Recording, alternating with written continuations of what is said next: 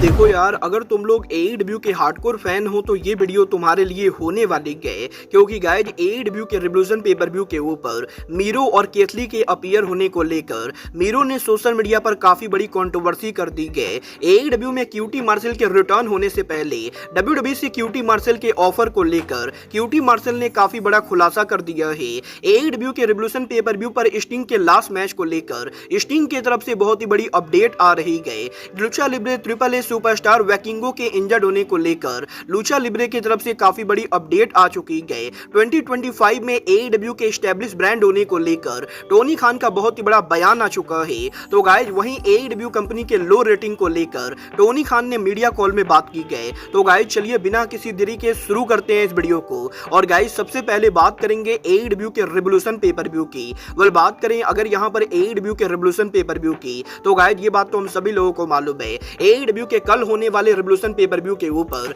हमें यहाँ पर स्टिंग एईडब्ल्यू के अंदर आखिरी बार लड़ते हुए दिखाई देंगे। और यहीं एईडब्ल्यू में स्टिंग के आखिरी मैच से पहले अब यहाँ पर स्टिंग के आखिरी मैच को लेकर स्टिंग की तरफ से बहुत ही बोल्ड स्टेटमेंट आ रहा है। गाइज यहाँ पर स्टिंग के लेटेस्ट इंटरव्यू के अंदर स्टिंग ने फाइनली ये रिवील कर दिया है कि एईडब्ल्यू में उनका आखिरी मैच कैसा होने वाला है। गाइज यहाँ पर स्टिंग का ये दावा करना है कि एईडब्ल्यू के रिवोल्यूशन पेपर व्यू पर जो भी लोग शो को देखने अरीना के अंदर आएंगे, वो लोग जब अरीना से वॉकआउट करेंगे तो वो यहाँ पर सिर्फ स्टिंग के मैचेस को लेकर बात करेंगे। और गाइज क्योंकि ये मैच स्टिंग के करियर का आखिरी मैच है, तो गाइज इसीलिए स्टिंग को इस बात का बिल्कुल भी डर नहीं है कि मैच के अंदर स्टिंग को कोई इंजरी होगी, क्योंकि गाइज यहाँ पर इसके बाद वैसे भी स्टिंग रिटायर होने वाले गए। और इसीलिए एईडब्ल्यू के रिवोल्यूशन पेपर व्यू के ऊपर स्टिंग के लास्ट मैच के अंदर स्टिंग यहाँ पर कुछ ऐसी क्रेजी चीजें करने वाले गए जो यहाँ पर फैंस ने बिल्कुल भी एक्सपेक्ट नहीं की होगी। और गाइज यहाँ पर स्टिंग का ये दावा करना है कि स्टिंग का आखिरी मैच ऐसा रिटायरमेंट मैच होने वाला है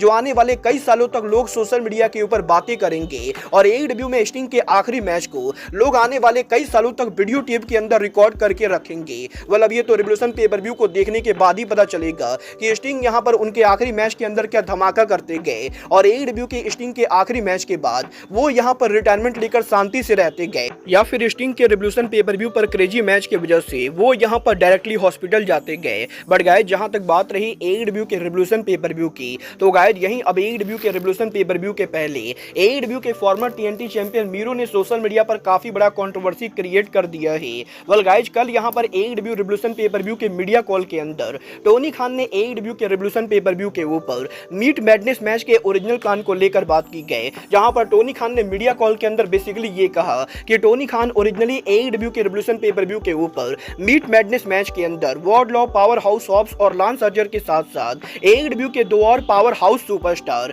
मीरो और एईडब्ल्यू सुपरस्टार कीथली को रखने वाले थे। बट गाइस क्योंकि मीरो और कीथली दोनों इंजर्ड है, तो इन दोनों के इंजर्ड होने की वजह से एईडब्ल्यू के अंदर टोनी खान यहां पर इन दोनों को मैच के अंदर नहीं डाल सकते गए। और इसीलिए टोनी खान ने एईडब्ल्यू के मीट मैडनेस को कैंसिल कर दिया है। और गाइस यहीं एईडब्ल्यू के मीडिया कॉल के अंदर टोनी खान के ऐसे जनरल स्टेटमेंट पास करने के बाद अब मीरो ने टोनी खान के मीडिया कॉल को लेकर कंट्रोवर्सी क्रिएट कर दी है, जहां पर मीरो ने टोनी खान के मीडिया कॉल के ऊपर रिएक्ट करते हुए सोशल मीडिया पर एक ट्वीट किया। और इस ट्वीट के अंदर मीरो यहां पर बेसिकली ये कहते गए कि मीरो को एईडब्ल्यू के अंदर इंजरी लास्ट ईयर सितंबर महीने के अंदर हुई थी। और गाइस सितंबर में मीरो के इंजर्ड होने के बाद करीबन 4 महीनों के बाद एईडब्ल्यू की मेडिकल टीम ने जनवरी के अंदर यहां पर मीरो को इंजरी को लेकर बात करना शुरू की। और गाइस मीरो ये देखकर काफी शौक है कि टोनी खान को इन चीजों के बारे में नहीं पता है। और गाइस यहीं अब मीरो के इस स्टेटमेंट के बाद मीरो ने लिटरली एईडब्ल्यू कंपनी पर यह आरोप लगाया है कि उनके यहां पर सितंबर में इंजर्ड होने के बाद भी 4 महीनों तक एईडब्ल्यू के मेडिकल टीम के द्वारा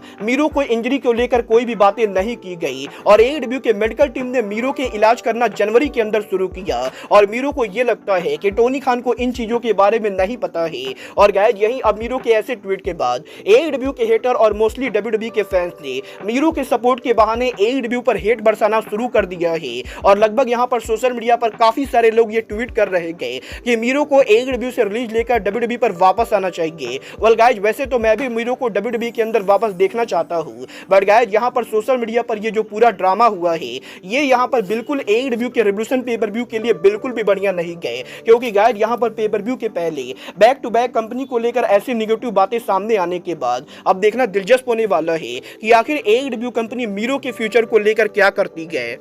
बट गाइस चलिए फिलहाल आगे बढ़ते हैं और बात करते हैं लूचा लिब्रे ट्रिपल ए के मेगा चैंपियन एलिजो डेल वैकिंगो की। वेल गाइस इस हफ्ते लूचा लिब्रे ट्रिपल ए के लेटेस्ट टीवी टैपिंग के ऊपर जब यहां पर वैकिंगो कम्पीट कर रहे थे तो गाइस मैच के दौरान यहां पर वैकिंगो के नी में काफी चोट लग जाती है और यही वैकिंगो के नी में चोट लगने के बाद एलिजो डेल वैकिंगो ने अब ये कंफर्म कर दिया है कि मैच के दौरान यहां पर वैकिंगो को काफी सीरियस इंजरी हो चुकी है और इस इंजरी की वजह से अब यहां पर एलिजो डेल वैकिंगो को उनकी नी की सर्जरी करानी पड़ेगी। और क्योंकि वैकिंगो उनकी नी की सर्जरी करा रहे गए तो गाइज वो यहां पर कम से कम 4 से 5 महीनों के लिए रेसलिंग बिजनेस से बाहर रहने वाले गए। वेल देखना बहुत ही दिलचस्प होने वाला है कि वैकिंगो यहां पर रिंग के अंदर उनका रिटर्न कब करते गए। बट गाइज जहां तक बात रही रिंग में रिटर्न करने की तो यही रिसेंटली क्यूटी मार्शल के बैक स्टेज पर वापस आने के बाद अब क्यूटी मार्शल ने एक बार फिर से उनके एंडिंग रिटर्न को लेकर बात की गई, जहां पर क्यूटी मार्शल ने फाइनली ये रिवील कर दिया है कि लास्ट ईयर मार्शल के एईडब्ल्यू कंपनी को लीव करने के बाद आखिर यहां पर क्यूटी मार्शल ने एईडब्ल्यू के बाहर डब्ल्यूडब्ल्यूई कंपनी को ज्वाइन करने की कोशिश की थी या नहीं। वेल गाइस क्यूटी मार्शल ने इस चीज को कंफर्म किया है कि जब यहां पर दिसंबर के एंडिंग पर क्यूटी मार्शल ने एईडब्ल्यू को लीव किया था तो गाइस डेफिनेटली यहां पर क्यूटी मार्शल और डब्ल्यूडब्ल्यूई के बीच में क्यूटी मार्शल के कंपनी को ज्वाइन करने को लेकर बातें हुई थी और गाइस यहां पर मार्शल ने ये कंफर्म कर दिया है कि डेफिनेटली यहां पर डब्ल्यूडब्ल्यूई और क्यूटी मार्शल के नेगोशिएशन के अंदर the American nightmare Cody Rhodes involve थे। बट गाइस यहां पर डब्ल्यूडब्ल्यूई कंपनी क्यूटी मार्शल को जो ऑफर कर रही थी क्यूटी मार्शल को वो ऑफर पसंद नहीं आया और गाइस यहां पर क्यूटी मार्शल ने ये कंफर्म कर दिया है कि जब दिसंबर के एंडिंग पर क्यूटी मार्शल ने एईडब्ल्यू कंपनी को लीव किया तो गाइस क्यूटी मार्शल के लीव करने का रीजन यही था कि वो यहां पर एईडब्ल्यू में प्रोड्यूसर के मुकाबले रेसलर के तौर पर ज्यादा काम करना चाहते थे। बट गाइस यही एईडब्ल्यू कंपनी को लीव करने के बाद जब क्यूटी मार्शल ने शॉन माइकल सहित डब्ल्यूडब्ल्यूई के अंदर काफी सारे लोगों से बैक एंड फोर्थ बात की तो गाइस इन दोनों के बात करने के बाद डब्ल्यूडब्ल्यूई कंपनी ने क्यूटी मार्शल से ये कहा कि क्यूटी मार्शल चाहे तो डब्ल्यूडब्ल्यूई के अंदर प्रोड्यूसर के तौर पर काम कर सकते गए। बट गाइस डब्ल्यूडब्ल्यूई के अंदर क्यूटी मार्शल को ऑन स्क्रीन रेसलर के तौर पर काम करने का मौका शायद नहीं मिलेगा और गाइस यहां पर मार्शल का ये कहना है कि डब्ल्यूडब्ल्यूई कंपनी क्यूटी मार्शल को प्रोड्यूसर का जॉब ऑफर कर रही थी। बट गाइस यहां पर क्यूटी मार्शल ने डब्ल्यूडब्ल्यूई के ऑफर को ठुकराकर एईडब्ल्यू कंपनी पर वापस आने का फैसला किया क्योंकि गाइस यहां पर क्यूटी मार्शल का ये कहना है कि अगर यहां पर क्यूटी मार्शल को प्रोड्यूसर के तौर पर ही काम करना है तो वो यहां पर उस कंपनी पर काम करना पसंद करेंगे जिस कंपनी के ऊपर वो पिछले 5 सालों से काम कर रहे गए। और अगर यहां पर डब्ल्यूडब्ल्यूई के अंदर मार्शल को रेसलर के तौर पर यूज किया जाता तो गाइस वो शायद एईडब्ल्यू पर रिटर्न नहीं करते। बट गाइस क्योंकि डब्ल्यूडब्ल्यूई भी क्यूटी मार्शल को प्रोड्यूसर का रोल ऑफर कर रही थी तो इसीलिए क्यूटी मार्शल ने डब्ल्यूडब्ल्यूई को छोड़कर दोबारा एईडब्ल्यू कंपनी को ज्वाइन करने का फैसला किया। और गाइस क्यूटी मार्शल ने यह कंफर्म कर दिया है कि मार्शल के एईडब्ल्यू पर वापस आने के बाद वो एईडब्ल्यू के अंदर अब यहां पर सिर्फ प्रोड्यूसर के तौर पर काम करेंगे और वो यहां पर एईडब्ल्यू के अंदर बैक स्टेज पर चीजों को हैंडल करने वाले गए। वेल गाइस देखना बहुत ही दिलचस्प होने वाला है कि डब्ल्यूडब्ल्यूई और एईडब्ल्यू दोनों में क्यूटी मार्शल के रेसलर के तौर पर रिजेक्ट होने के बाद क्यूटी मार्शल इन दोनों कंपनी के बाहर कहां आगे अपीयर होते गए। बट गाइस चलिए फिलहाल आगे बढ़ते और बात करते हैं एईडब्ल्यू कंपनी के वीकली रेटिंग की। वेल गाइस ये बात तो हम सभी लोगों को मालूम है एईडब्ल्यू कंपनी के डायनामाइट शो को 1 मिलियन व्यूअरशिप मिले अब करीबन 1 साल से ज्यादा हो चुका है और लास्ट टाइम जब एईडब्ल्यू के डायनामाइट को 1 मिलियन व्यूअरशिप मिली थी वो यहां पर 2023 के ओपनिंग पर हुआ था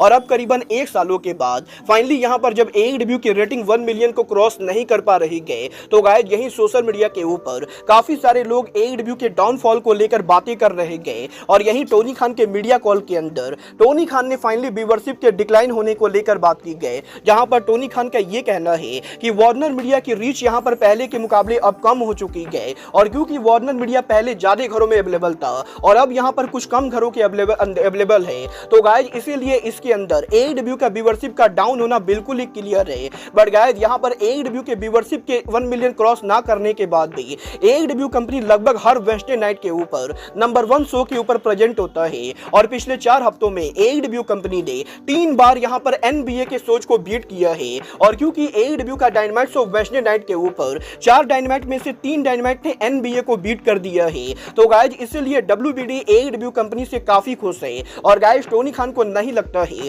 कि एईडब्ल्यू के व्यूअरशिप का 8 लाख और 9 लाख के बीच में होना एईडब्ल्यू कंपनी के लिए कहीं से भी खराब है क्योंकि गाइस यहां पर वार्नर मीडिया मेन पैसा यहां पर नंबर 1 शो के जरिए बनाती है और क्योंकि एईडब्ल्यू कंपनी पिछले 4 हफ्तों में 3 बार नंबर 1 शो रहा है तो गाइस इसीलिए वार्नर मीडिया एईडब्ल्यू से काफी हैप्पी गए और गाइस यहीं अब टोनी खान के मीडिया कॉल के अंदर टोनी खान ने एईडब्ल्यू AEW कंपनी के इस्टेब्लिश होने को लेकर भी बात की गई, जहां पर टोनी खान का ये कहना है कि 2019 में जब टोनी खान ने AEW कंपनी को खोला था तो टोनी खान की कंपनी एक स्टार्टअप कंपनी थी जिसके अंदर यहां पर काफी सारे काम करने थे। बट गाइज अगले साल 2025 के अंदर टोनी खान की कंपनी एक स्टार्टअप कंपनी से हटकर एक एस्टेब्लिश ब्रांड बनने वाली है, क्योंकि गाइज अब यहां पर अमेरिका में लगभग हर किसी को मालूम है कि AEW कंपनी क्या है। और गाइज टोनी खान का यह कहना है कि AEW और वार्नर मीडिया के बीच में जब अगला टीवी डील साइन होगा तो गाइज उसके बाद AEW कंपनी काफी सारी चीजों को चेंज करने वाली है। और गाइज 2025 वो ईयर होने वाला है